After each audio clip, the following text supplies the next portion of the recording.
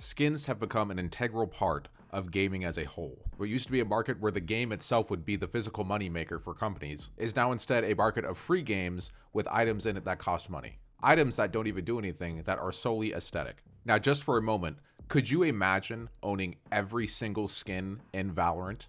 Exactly how much money would it cost? Well, I'm urnotjustin, and today I have some answers for you. I personally watch a lot of content on Valorant, and I see players like Noted having every single skin at some point equipped. If you watch any Noted video at any given time, you will probably see the skin that you want to see, and its finishing moves and its variants. Shout out to Noted. And with a successful content creator like Noted, it makes you wonder exactly how much does he pay to have all of these skins? And really, the math is kind of simple.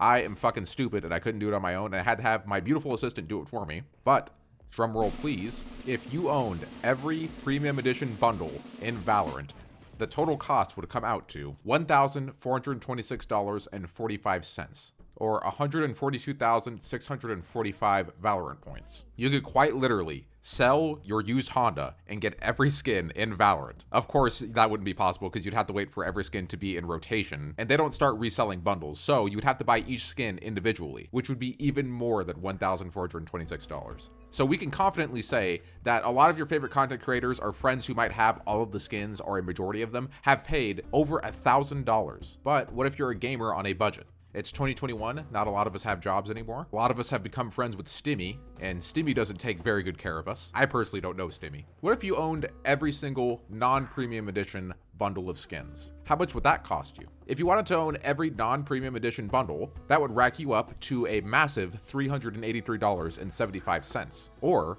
38,375 Valorant points. As well, give or take 3,000 Valorant points, or $30, including the battle pass skins that you get, which you would have to grind over 1,000,000 XP per battle pass to get all of these skins from it. And some quick math on the battle pass, the only possible way that you could own every non-premium edition skin would be to pay the $383.75, as well as grind out an average of over 1,000,000 XP. If you wanted to do it in 40 days or less, you'd have to have 21,000 XP a day. If you wanted to do it in 15 days or less, you would have to get 69,700 XP a day. So on a budget, as a gamer, you're paying $383 plus 40 days of your time. For skins without finishers, a majority don't have variants, while all the other players are playing with the Elder Flame skins and the Glitch Pop 2.0 skins. But what if you mixed in the two together? What if you're on a budget, but you want to own some premium edition skins? Well, I personally would like to show you what I did.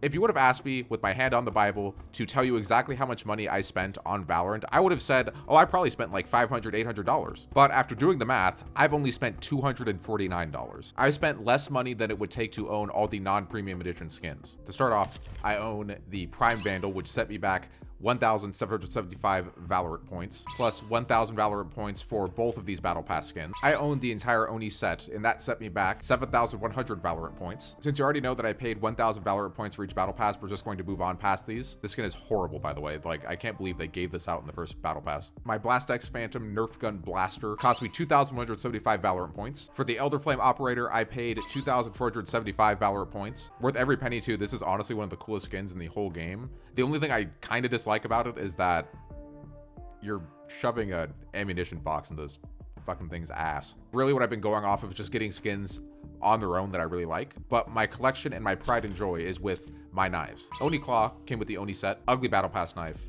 default knife. This is my easily favorite item in the game, if not my favorite melee, and that is the Nebula knife. 3,550 Valor points for this. The Prime Vandal is the skin that I get asked to drop the most. I bought the Prime Vandal and the Prime Axe individually without getting the entire set, and the Prime Axe set me back for 3,550 Valorant points. If you watch my last video, you'll see that in my night market, I got the SMITE knife, so I got it at a reduced price, and that reduced price was 1,347 Valorant points, which is not bad. I will say though that this knife looks way cooler in game than it does when you're just looking at it in the store or in your inventory. It's interesting, this knife looks really lame when you're looking at it in your inventory or in the market, but it's honestly a solid and cool knife when you're playing in game with it. I think this looks really sweet. Mind you, I would not fucking use this over the goddamn Nebula knife, but it is cool to use every now and then nonetheless. It's super cool. I really like how it shines at the tip of the knife. It's just a good item to have in general. Now, with budgeting in mind on Valorant, and after revealing my entire backpack to you, the total amount that I've spent on acquiring all of those skins and items is $249.72. I would consider my backpack to be really cool, and as well, at this point, I think it's kind of a budget backpack that a lot of you could also acquire. I definitely understand that $249 is a lot of money all at once, but I think with the night market in mind and trying to acquire skins over time if you care about it, I think that's a pretty decent price that you could spend on having a really respectable and cool backpack that will impress your friends. Or you can just play the game without any skins, because like, who gives a shit? Just play the game. Pick up somebody else's and record videos, and in your videos say that you own the skin. Nobody will know the difference.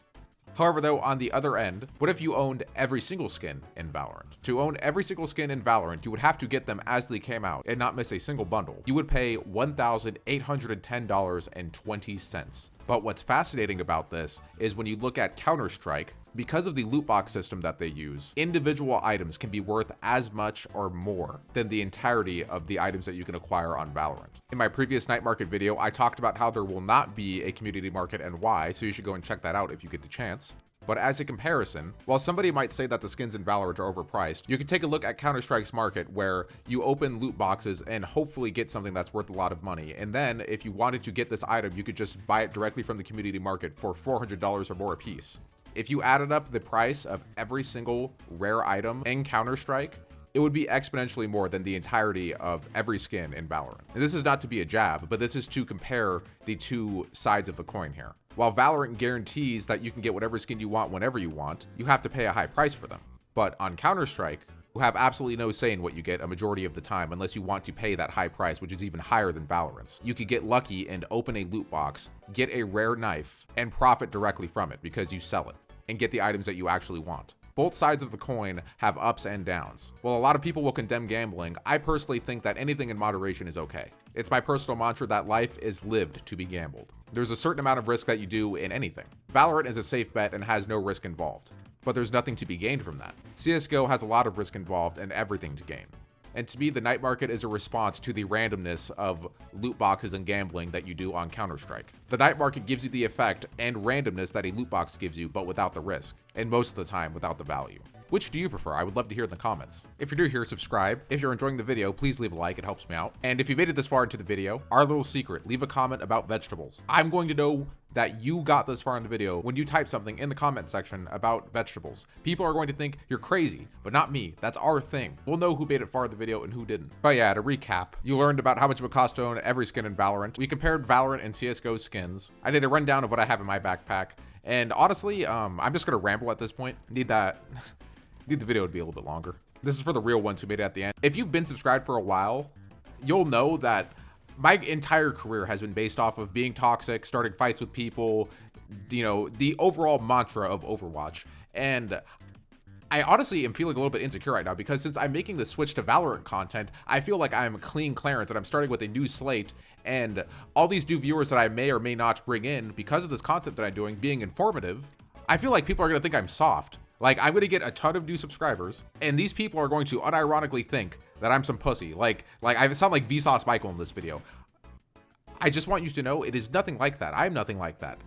It is a small part of me, and I want to be informative and teach you guys things about a game that I really love. But if you want to have some true testament to how badass I am, go and watch some older videos. That's pretty much it. I love you guys. Like the video if you enjoyed, subscribe if you're new, and sit 1 inch away from your monitor so that way you don't miss a pixel.